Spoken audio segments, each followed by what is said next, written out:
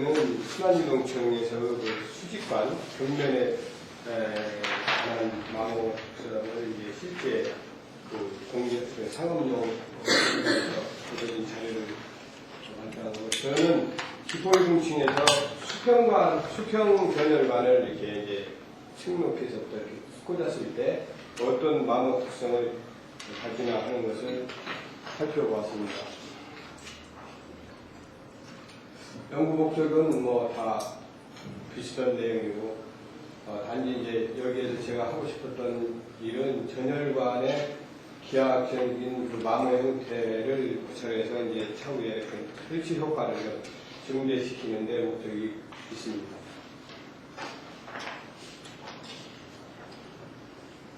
이 그림은 이제 전형적인 기포유동층을 나타내는 그림입니다.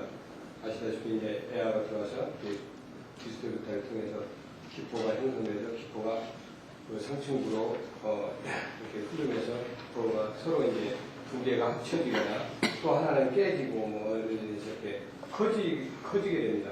그러면 이 기포가 이렇게 커지면 이게 그 상승하는 속도 또한 증가하는 그런 것을 나타내고 있고 그림이고요. 기포유동층은 이런 장점이 있습니다. 근데 하나 이제 문제가 되는 전열관의 마모가 항상 문제가 되고 있습니다. 이런 것입니다. 그 수평 전열관에서 마모를 좀 더 이해하기 쉽게 이렇게 그려본 그림입니다. 제 나름대로.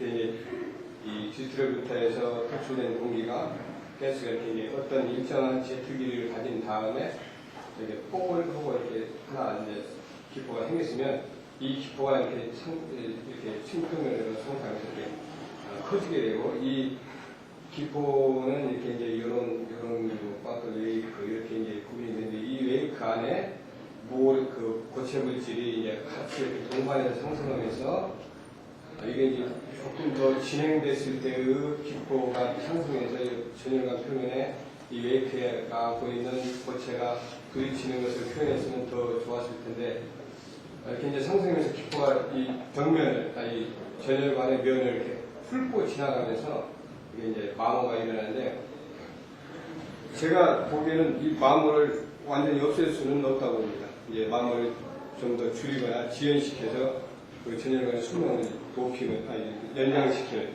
그런 방법은 강구되더라도 전열관, 마모 자체를 없애는 방법은 없을 거라고 봅니다. 앞에 이제 김태우 해역계에서 발표하신 대로 전열관에 이렇게 이제 마모에 영향을 미치는 문제들을 보면 파티클하고 운전 조건, 그다음에 이제 그 전열관이 어떻게 배치됐냐에 따라서 여기 이제 사람들이 얘기를 많이 연구를 하는 것이 있습니다. 파티클 입자나 뭐 덴시티가 커지면 당연히 증가하는 것이고, 그다음에 가스 벨로시티가 높으면 역시 이제 증가하게 됩니다.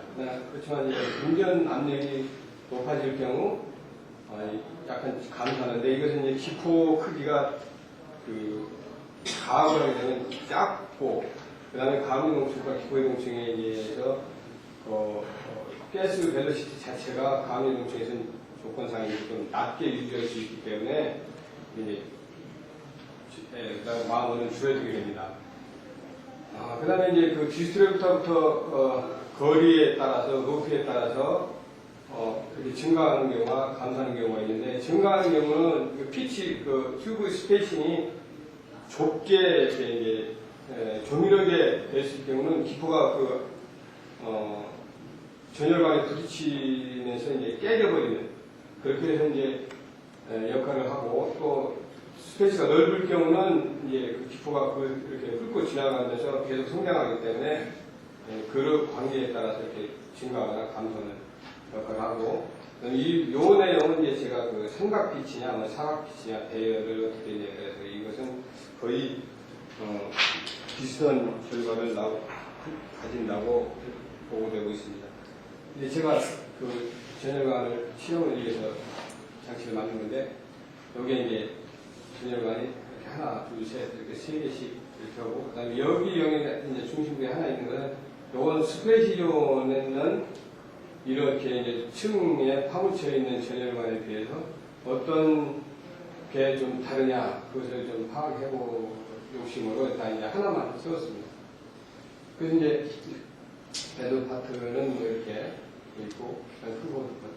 그다음에 이건 이제 관은 아크릴관을 사용했습니다. 근데 이게 아시다시피 상온의 저기 때문에 굉장히 오랜 시간을 해야 이게 마모양을 측정할 수 있기 때문에 마모를 좀 더 빨리 진행시키기 위해서 아크릴관을 썼는데 간혹 그 연구하는 사람들 보면 파라핀이나 이렇게 왁스를 써서 하는 그렇게 써서 연구를 하는 사람도 많이 있습니다. 이렇게 보면 이제 그거 이제 뒤쪽부터 높이는 여기서부터 이제 150mm씩 이렇게 올라서 설치했습니다.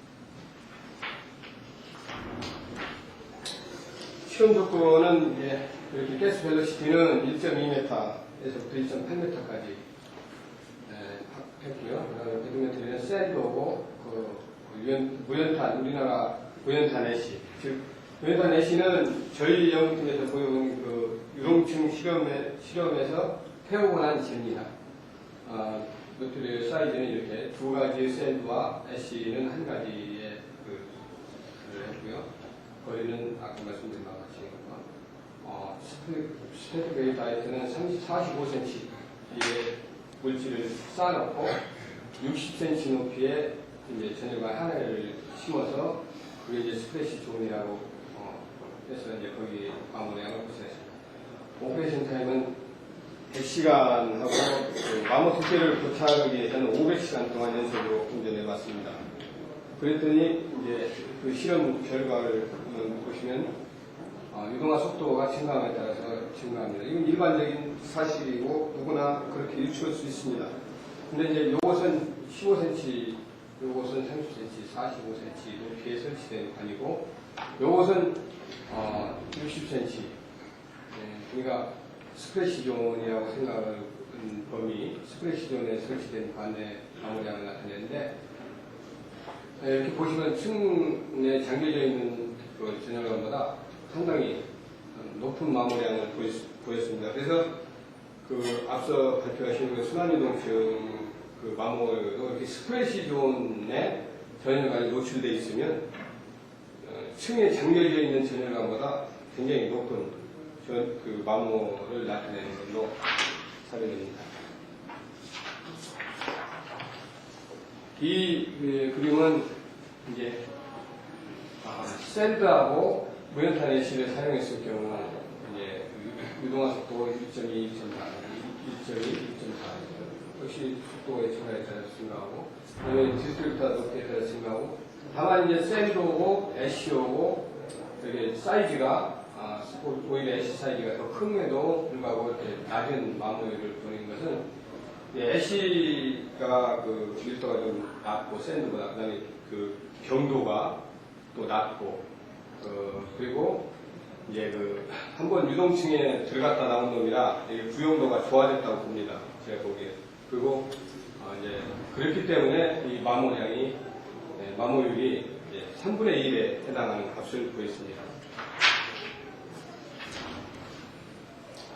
이것은 이제 샌드 사이즈가 0.73mm하고 1.24mm짜리를 비교해 본 것인데 마찬가지로 이렇게 샌드 사이즈가 이제 큰 일자가 큰 것은 이렇게 좀 마모율이 증가했습니다. 이것은 역시 속도가 균일할 때 똑같을 때 그 일자 사이즈가 커져서 이제 모멘텀 자체가 커지기 때문에 그 전열관의 마모율은 증가하는 걸로 보입니다. 이것은 이제 수평을 설치된 관에 이제 총 길이 150mm의 관을 이제 길방했는데 한 중심부를 잘랐습니다. 이 그림은 이제 500시간 동안 연속적으로 운전한 결과인데 중심부를 잘라서 이제 캘리퍼스로 재봤더니 이제 가스 흐르면 당연히 이렇게 밑에서 우로 이렇게 흐르고 이렇게 모양하면서 이렇게 훑고 지나가는 그런 타입인데 이제 여기가 15cm, 30cm, 60cm, 40cm 근데 마모 두께도 보면 여기 0.5mm 그리고 그 밑에는 거의 비슷한 수준으로 아니면 밑에 같은 경우는 이제 이렇게 7시 방향으로 이렇게 이렇게 더 증가하는 마모가 발생했고, 그 다음에 이제 상층으로 올라갔을 때는 이렇게 기포가 이렇게 때리치면서 6시 방향이 좀 증가했고요.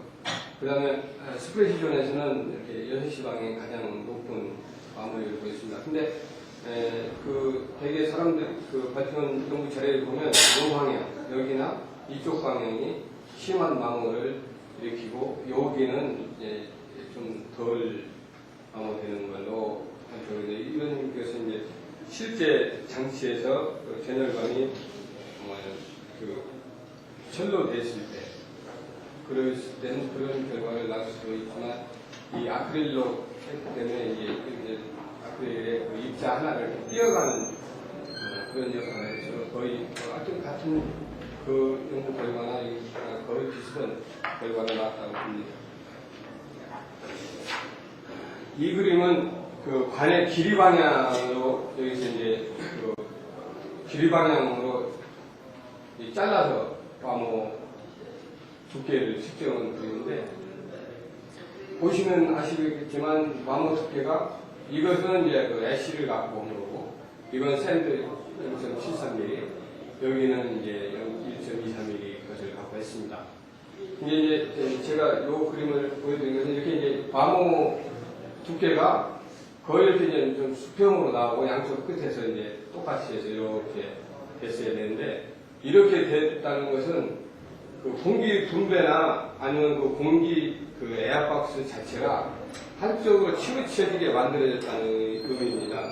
그래서 공기 분배 자체가 그 상용 보일러에서도 그 국부적인 마모가 발생하면 전열관의 수명은 하나가 터지면 운전을 못하니까 그때까지만이라고 본다면, 이렇게 국부적으로 마모를 일으킬 수 있는 공기 분배나 아니면 그런 공기상자의 그 형태가 중요하다고 봅니다.